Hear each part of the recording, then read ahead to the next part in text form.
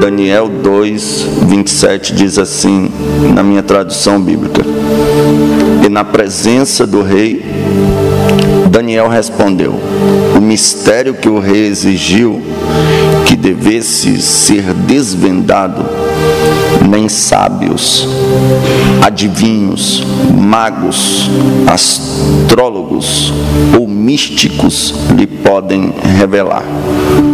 Contudo, existe um Deus no céu capaz de revelar os mistérios. Diga comigo: contudo, existe um Deus no céu capaz de revelar os mistérios. Se assente adorando a Jesus Cristo, que é o nosso Salvador. Irmãos, estava meditando um pouco sobre o profeta Daniel, que é um dos profetas que o próprio Jesus Cristo dá testemunho dele, e vários homens do Novo Testamento vão falar dele. Em vários textos bíblicos você vai ver citações do profeta Daniel. Ezequiel, que era contemporâneo ao seu tempo, viveram no mesmo momento, dá testemunho de Daniel, gostava da mensagem de Daniel, e de fato o livro do profeta Daniel é um livro de muita importância para os judeus, para os gentios e principalmente para a igreja. No livro do Apocalipse até nos manda ler os livros, os escritos de Daniel, para a gente entender muitas coisas que estão acontecendo. O livro do profeta Daniel também é conhecido como o Apocalipse do Antigo Testamento, porque Daniel vai tratar das coisas presentes e também das coisas futuras. O reino da terra estava meio que dividido em alguns governos, e Faraó era um grande monarca da época, governava de uma maneira assim, com muita força, e Nabucodonosor também. Neste período, os pecados dos filhos de Israel incomodam Deus, deixam Deus irritado, e Deus vai usar agora Nabucodonosor para punir não só Israel, mas o mundo. Nabucodonosor foi um projeto de Deus para punir os pecadores, principalmente os filhos de Israel. Deus vai permitir os filhos de Israel serem escravos de Nabucodonosor por causa de seu pecado que chega aos céus. Pecam demais e Deus permite Nabucodonosor crescer de sobremaneira, que agora ele vai batalhar contra Faraó.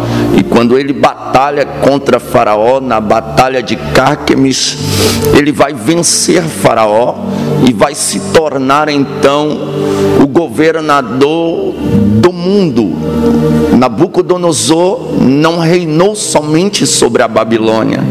Nabucodonosor é o primeiro rei, depois de Nimrod, a governar o mundo. Nimrod governava o mundo porque, segundo a história, ele possuía a roupa que Deus fez para Adão, quando Deus mata um cordeiro e faz uma roupa para Adão. Segundo a história, Nimrod possuía aquela roupa, por isso muitos o seguiam, até o momento em que ele vai construir aquela torre querendo chegar aos céus, e Deus desce na terra.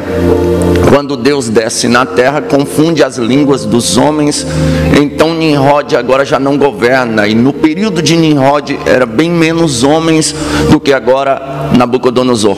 Quando Nabucodonosor começa a governar agora, ele vai sitiar Israel no ano 605, aproximadamente antes de Cristo. Ele vai invadir Israel no tempo em que o rei Jeoaquim é rei de Judá, e ele vai dar uma ordem que prendam alguns homens do meio dos nobres, homens sábios. Na primeira leva de Nabucodonosor, Nabucodonosor vai pegar pessoas ricas, pessoas da classe nobre, pessoas que estavam no meio dos reis ali, que viviam de fato, pessoas que viviam no luxo. Daniel era um deles, Misael, Azarias e Ananias eram homens da classe alta daquela época, faziam parte dos nobres e tinham muita sabedoria. Então, na primeira leva, quando Nabucodonosor manda buscar, aleluias, diversos judeus, quando ele traz os judeus para a Babilônia, trago esses jovens. E quando trago esses jovens, eles se destacam por sua sabedoria, por seu conhecimento. E Daniel agora vai aprender, assim como Moisés aprendeu a cultura egípcia, Daniel, Misael, Azarias e Ananias vão aprender a cultura da Babilônia. Estando ali, agora o rei vai dar uma ordem que sirva uma comida, um manjar, um banquete para que todos os sábios da Babilônia comessem. E Daniel propõe no seu coração não se contaminar com aquela comida. A história vai dizer que Daniel tinha entre 14 e 16 anos, era um adolescente. Todo mundo sabe aqui que um adolescente ele come por 3 adultos, por 5 crianças. Adolescente é bom de prato. Adolescente, se colocar comida na frente dele, ele vai comer com gosto. Só que mesmo sendo adolescente, mesmo vendo a possibilidade de comer comidas das melhores, grandes banquetes, Daniel, temente a Deus, ele percebe que aquela comida é oferecida aos deuses da Babilônia. A Babilônia tinha diversos tipos de deuses e se ofereciam ali aqueles banquetes aos deuses. Então Daniel chama aquele homem a quem cuidava dele e diz: olha, me priva de comer essas coisas aí, dá legume para mim, para os meus companheiros comer. Aquele homem olha e diz: mas se eu fizer isso, vocês vão parecer mais tristes diante do rei, e a minha cabeça vai rolar por causa disso, e vocês também vão entrar numa fria. Ele olha e diz: testa a gente aí durante 10 dias, aí você vê, se a gente tiver mais magro, aí a gente come o manjar do rei. Agora, se a gente tiver tudo ok, e a Bíblia diz que ele testa esses homens durante 10 dias, e quando ele vai ver, Daniel, Sadraque, Mesaque e Abidnego estão agora mais formosos do que os que estavam comendo banquete, mais perfeitos de estados, mais saudáveis, mais de aparência melhor do que os outros. Por quê? Porque eles proporam em seu coração não se contaminar. E toda vez que um servo de Deus, toda vez que uma serva de Deus propõe no seu coração não se contaminar, aleluias, mesmo que coma algo que é desagradável comer no momento, mesmo que não seja algo de apetite, mas melhor é estar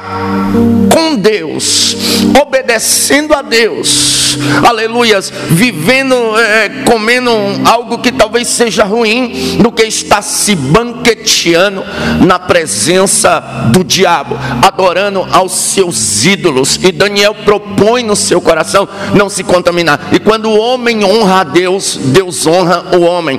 Lembra de Jesus Cristo, quando foi para o deserto, o diabo chegou e disse: tu é o filho de Deus, tu pode operar milagre, transforma essa pedra em pão aí e come. Jesus olha e diz: nem só de pão viverá o homem, mas de toda a palavra que sai da boca de Deus. Ele oferece para Jesus reino: olha, tudo isso eu te dou, se prostrado me adorar. Jesus olha e diz: adorarás só o Senhor teu Deus, e só a Ele servirás. O diabo tenta a Jesus de todas as formas, mas Jesus resiste à tentação, ao ponto de 40 40 dias anjos descerem e servirem a Cristo. Quando eu resisto à tentação, quando eu rejeito o que o inferno oferece, uma hora os céus se abrem e os anjos descem para nos servir. Uma hora a coisa melhora, uma hora dá certo.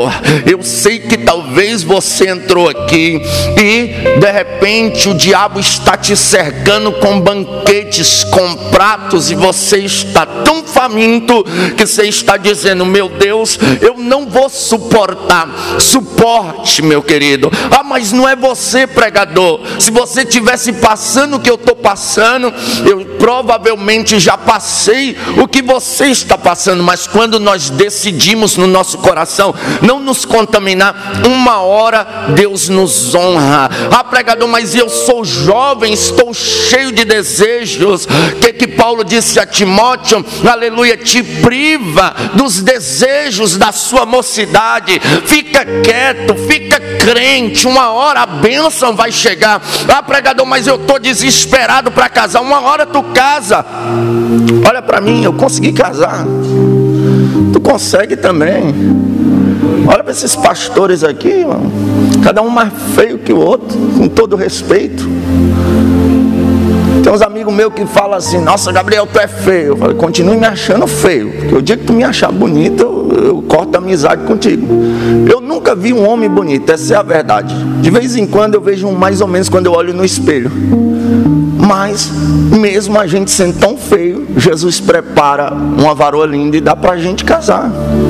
Casei com a serva de Deus bonita, mas antes disso eu fiquei 7 anos na prova. Eu orava a Deus, o diabo mandava pratos de todo jeito, mas assim como Daniel, eu propus no meu coração não me contaminar. E Jesus me deu uma serva de Deus crente, abençoada, que faz a obra de Deus junto comigo. Então proponha no seu coração não se contaminar. Ah, mas nós vemos o estado da igreja brasileira, e às vezes eu vi alguém, um crítico, jogar a culpa dos escândalos sobre as igrejas pentecostais. Eu olhei aquilo, eu falei: meu filho, dá vontade de ir lá e responder, mas eu fico quietinho. Mas se eu pudesse dar uma resposta a eles, eu diria: olha, se 50, e não chega a ser 50, não chega a ser 50, mas se 50 crentes que se denominam pentecostais causaram escândalos no Brasil, esses 50 não são os que me representam. Só na minha igreja tem 50 irmãs de círculo de oração que eu posso dizer que me representa. Porque você não cita elas?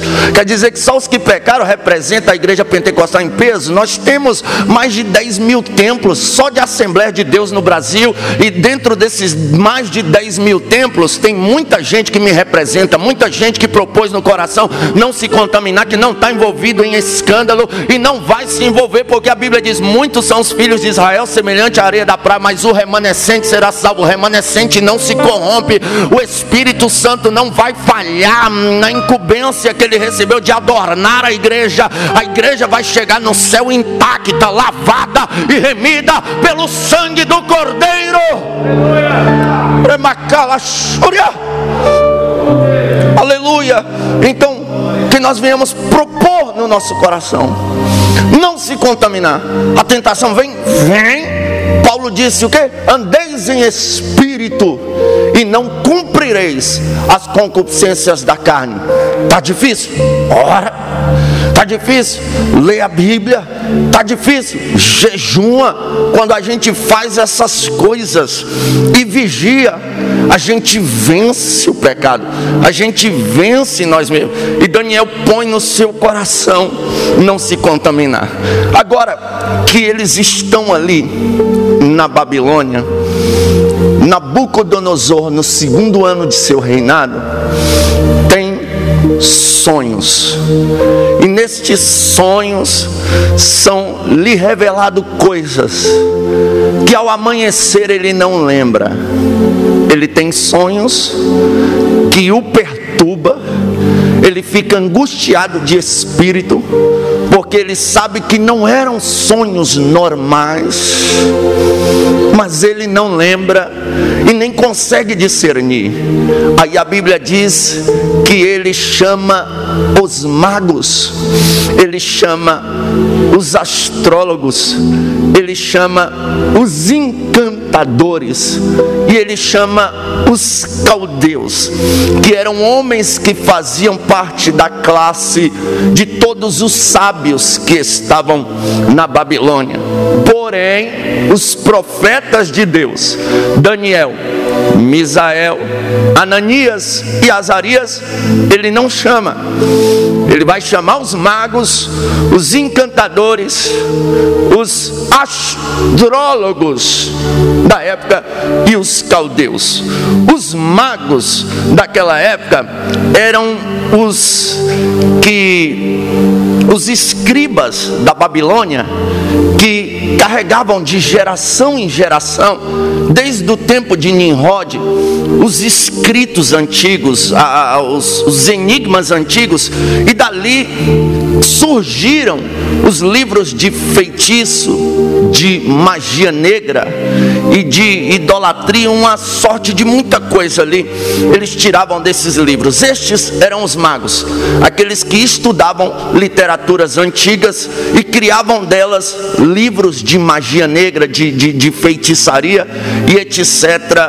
Até o dia de hoje tem esses livros por aí, e pessoas que pegam esses livros e se enchem dos demônios, eles dão trabalho para a sociedade. Ele chama os magos, e os magos não podem resolver a situação dele. Ele chama também os encantadores. Os encantadores, eles eram os murmuradores de palavras conhecidas. Esses homens, eles cantarolavam, eles tinham cânticos que moviam os espíritos malignos.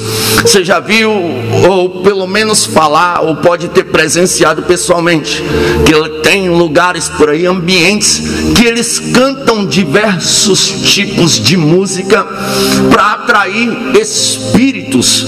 Tem canções que são para atrair espíritos, para invocar espíritos e também para adorar espíritos malignos. Uma cantora muito conhecida no Brasil, ela fez uma música que ela é uma declaração total ao diabo. A canção dela diz assim: a minha sorte grande foi você cair do céu. E ela faz uma declaração de amor. Ela fala: meu querubim de luz. Jesus, pregando sobre orgulho, ele disse: eu via Satanás cair do céu como um raio. Quem caiu do céu foi o diabo. Quem era o querubim de luz? Senão Lúcifer. A palavra Lúcifer significa querubim de luz. Então são músicas que são total adoração ao diabo. Esses eram os encantadores. Os encantadores também eram feiticeiros, como aqueles homens, o nome deles, deixe-me ver aqui o nome deles, para você entender melhor. Janes e Jambres, aqueles homens que estavam diante de Moisés, quando Moisés veio e transformou água em sangue, e eles, nos seus feitiços, transformaram também. Quando Moisés fez o cajado virar serpente, eles, nos seus feitiços, fizeram também. Mas aí Deus, que é soberano, é grande, é eterno, liberou pragas que eles disseram: aí não, aí a gente não pode fazer. Aí quem está fazendo sabe o que está fazendo e a gente não sabe, porque os poderes das trevas são limitados, mas o poder do nosso Deus, que Cristo disse: todo poder foi me dado no céu, na terra e no inferno. Todo poderoso, a Bíblia diz o que? Operando Deus, quem impedirá? medirá a ninguém. O poder de Deus é soberano, é sobrenatural. Louvado seja Deus. Ele chama também os caldeus. Os caldeus era a classe do sacerdote deles. Eles eram sacerdotes dos que praticavam feitiçaria, encantos e etc, magia negra, criavam os livros lá. Eles eram os sacerdotes dele, era a classe do sacerdote. E os caldeus, assim chamados, só duas classes de pessoas eram chamados de caldeus: esses astrólogos da Babilônia e os que nasciam na Caldeia. Mas nessa ocasião aqui, os caldeus eram os astrólogos, que eles examinavam o nascimento da pessoa, a data e a hora, e consultavam no horóscopo para saber o futuro das pessoas. Mas esses homens, mesmo tendo esse conhecimento todo no mundo das trevas, quando Nabucodonosor tem sonhos, caldeus não podem resolver, astrólogos não podem resolver, as cartomantes, os feiticeiros, os encantadores não podem resolver. Aleluias. Mas Daniel chega e diz: existe um Deus no céu que pode revelar os segredos ocultos. Entenda, eu estou pregando para gente aqui que tem sonhos, glória, que o homem não pode resolvê-lo, o homem não pode cumpri-lo, mas Deus, existe um Deus no céu que realiza sonhos. Nabucodonosor nem lembrava mais do que sonhou, mas Deus lembrava. Tem gente aqui desse jeito, quando era criança sonhou em ser um advogado, nem lembra mais, mas Deus lembra. Quando era adolescente sonhou em ser um policial federal, nem lembra mais, mas Deus lembra. Sonhou em ser um pastor de igreja, nem lembra mais, mas Deus lembra. Sonhou em gravar um CD, nem lembra mais, mas Deus lembra. Sonhou em ter um casamento feliz, nem lembra mais, mas Deus lembra. Ele lembra, e além de Ele te fazer lembrar do sonho, Ele vai cumprir o sonho na tua vida, e o nome dele será glorificado, porque só Deus pode realizar sonhos, só Deus pode dar interpretação dos sonhos. Aleluia. Aí Daniel recebe, sem saber, uma sentença de morte. Por quê? Porque quando os magos, astrólogos, caldeus, encantadores não podem dar a interpretação do sonho, Nabucodonosor dá uma sentença: olha, se vocês não me revelarem qual é o meu sonho, vocês serão despedaçados, e a casa de vocês vai ser feita em moturos. Aí eles: mas rei, tu nem lembra o sonho, lembra o sonho aí, conta pra gente que a gente vai dar a interpretação. E Nabucodonosor: não, se vocês são reveladores de verdade, vocês vão ter que falar o sonho, porque eu esqueci o sonho. Aí, vendo ele que ninguém podia falar, mandou o homem que cuidava da classe dos sábios dar a sentença de morte. Quando Daniel fica sabendo, Daniel fala: opa, me dá um tempinho aí, que eu vou dar a interpretação do sonho de Faraó. Espera aí, deixa eu só ir ali reunir com os crentes ali. Aleluias. Que quando a gente reúne com os crentes, não tem nada impossível que não possa ser feito. É por isso que a igreja ora. Tem alguém na UTI, é só a igreja se reunir, Deus pode tirar de lá. Tem alguém numa situação, olha só, aleluia. Pense, eu vi esse testemunho aqui, eu fiquei maravilhado. 20 anos, irmão, orando pelo irmão. Eu tenho alguns irmãos que eu estou orando por eles também. Isso gera fé dentro de mim. É por isso que eu vou continuar reunindo com os crentes, porque quando a gente reúne com os crentes, uma hora Deus brada dos altos céus e faz. Porque quando Deus decide chamar alguém, irmão, já era. Pode estar no estado que for. Lembra de Lázaro? Lázaro estava com as mãos enfaixadas com faixas, os pés enfaixados com faixas e um lenço no rosto. Se ele não tirou o lenço é porque as mãos estavam amarradas para trás. Mas Jesus chegou e disse assim: Lázaro, sai para fora. E mesmo com os pés amarrados, com as mãos amarradas e cego, sem poder poder enxergar por causa do lenço, ele dá um jeito de sair. Aleluias. E parece que eu vejo Deus diante do parente de alguém aqui que está amarrado, está cego espiritualmente, mas Jesus vai dar um brado: venha, venha, venha, venha, venha. E mesmo amarrado no homossexualismo, nas drogas, no álcool, aleluia, seja lá onde estiver amarrado, vai ter que vir. E depois que vir, Jesus olhou e disse: olha, agora tira as faixas das mãos dele, tira a faixa dos pés e deixa aí. Aleluia. Jesus chama e traz. Aí quando chega aqui, ele liberta por completo. Louvado seja Deus. É por isso que Deus permite prova na vida de crente. Não é para matar crente, não. Deus permitiu Lázaro morrer, mas agora as faixas das mãos e dos pés estão saindo. Deus permitiu Sadraque, Mesaque e Abidnego ser jogado na fornalha de fogo, mas o fogo não queimou nada além das ataduras que atavam as mãos e os pés. Deus permitiu um terremoto na prisão onde Paulo e Silas tiravam, mas eles não morreram nem sofreram nenhum dano. Apenas as amarras que prendiam os pés soltaram. Esse vale que tu está passando, essa prova que tu está passando, é porque vai ter libertação na casa. Alguém será liberto. Que a séria glória.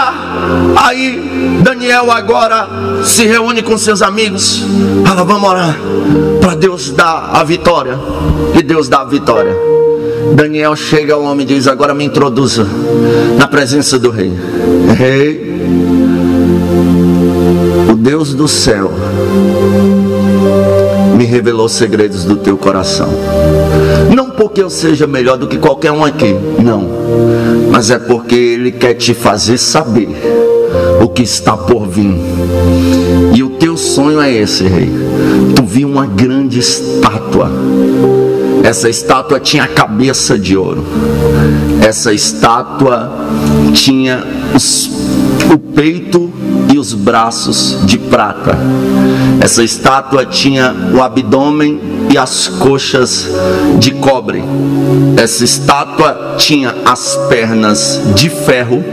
E essa estátua tinha os pés de ferro misturado com barro.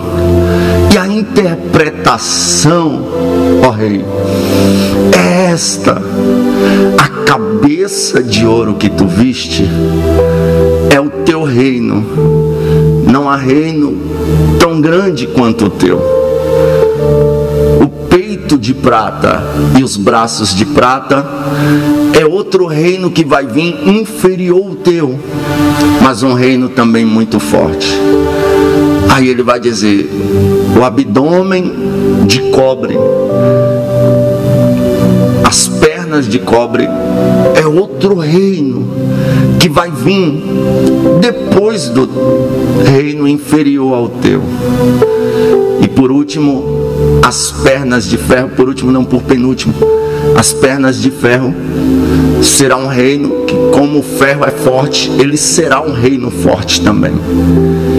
E o último será um reino que terá uma força, porque ele tem ferro, que é os pés, no caso dos pés, mas ele será fraco, porque tem barro também. Será um reino de alianças políticas, mas que não vai durar muito. Aí ele fala: e no sonho ainda, tu viu uma pedra que não tinha mão lançando ela. Ela apareceu do nada e atingiu os pés da estátua e derrubou toda a estátua por terra, e a estátua virou em monturos. Louvado seja Deus. Estudando isso eu fiquei tão maravilhado, porque a cabeça de ouro é o governo do próprio Nabucodonosor na Babilônia. O império de Nabucodonosor era gigantesco. As cidades da Babilônia eram uma fortaleza extraordinária. Pense num homem que, se não fosse Deus para abater ele, ninguém abateria, porque a sua fortaleza era incrível. Foi ele que fez um jardim suspenso e deu de presente para sua esposa. Pense num negócio desse, irmão. fazer um jardim no ar e dar de presente para a esposa. Essa esposa deve ter ficado feliz demais. Quando a gente dá uma florzinha para a esposa, ela fica toda sorridente. Imagine criar um jardim no ar e dar de presente para a esposa. Era uma das 7 maravilhas do mundo antigo, o jardim suspenso. O homem era terrível, porém o seu reino passa. Depois do seu reino, agora o peito de prata e os braços de prata é o reino Medo-Persa, que foi governado. O peito é um reino e os braços outro reino. Foi governado por Dário e por Ciro. Ciro, aquele a quem Isaías 45 profetizou: o meu ungido Ciro, a quem tomo por minha mão direita. Esses reinos estavam abaixo de Nabucodonosor. Eram 2 reinos, mas eram 2 reinos potentíssimos. Mas esse reino também passa. Entra agora o período do reino que é conhecido como o Império Grego Macedônico. Os gregos com a sua grande potência de um lado e os macedônicos com sua grande potência do outro. Mas esse reino passa. Quando esse reino passa, se levanta um dos maiores impérios, que agora representa o abdômen de cobre e as pernas, que foi o Império Romano, aonde conseguiram crucificar o nosso Cristo. O Império Romano aqui fala de 2 pernas de ferro, melhor dizendo, e essas 2 pernas de ferro que representam o Império Romano, elas foram 2 reinos. Na verdade, o Império Romano era um e foi dividido por o irmão Rômulo e Rêmulo, e um matou o outro e houve essa divisão dos governos. E o último império, que é os pés, aonde está ali o barro, aonde está ali o ferro misturado com barro, será um governo forte e ao mesmo tempo fraco, porque ele tem barro, tem força, o ferro que é bem duro, mas tem barro, e a pedra que atinge nos pés. Aonde é esse governo, que é um governo forte e ao mesmo tempo é fraco? Quem é essa pedra, se não a pedra que os edificadores rejeitaram? Quem é essa pedra, se não a pedra angular, a pedra de esquina? Quem é essa pedra, se não aquela que olhou para Pedro e disse: Pedro, tu és pedra, mas sobre esta pedra eu edificarei a minha igreja, e as portas do inferno não prevalecerão contra ela. Esta pedra, ela atinge os pés da estátua e acaba. Os estudiosos vão dizer que na batalha do Armagedon, aquela que quando a igreja está no céu participando das bodas do Cordeiro, e aqui embaixo está tendo governo do anticristo, grande tribulação, 7 taças da ira de Deus, 7 trovões, 7 selos, 7 trombetas sendo tocadas. Aqui a coisa feia, esse governo é um governo de alianças políticas que são quebradas, é o governo do anticristo. Parecerá ser um governo forte, mas será um governo fraco. Por quê? Porque as alianças que ele vai fazer de início serão fortíssimas como ferro. Afinal de contas, o anticristo fará aliança com o povo de Israel. Ele vai conseguir a paz entre Israel e a Palestina, coisa que Trump não conseguiu, Bolsonaro não conseguiu, nem um dos presidentes que passaram por aí estão em evidência, tentam, mas não conseguem. Mas o anticristo vai conseguir. Todo mundo vai olhar: nossa, que governo forte.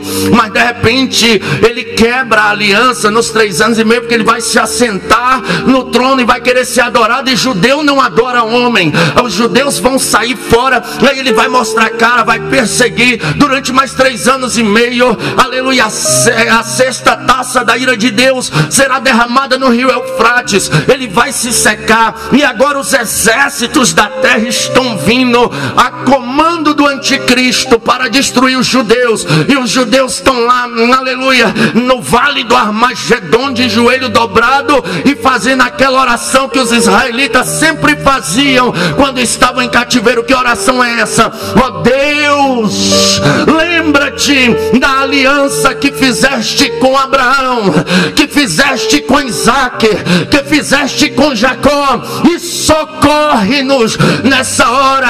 A igreja vai estar nas bodas do Cordeiro adorando, e o pedido de socorro socorro chega no céu, Jesus vai olhar para a igreja e vai dizer: eu disse a vocês que aos que vencessem seriam vestidos de veste branca, teriam uma pedra com o seu novo nome, e teriam um cetro de ferro na mão, e comigo reinariam 1000 anos. Chegou agora, chegou a hora, e é nessa hora que a pedra vai atingir esse último governo, que é o governo do anticristo.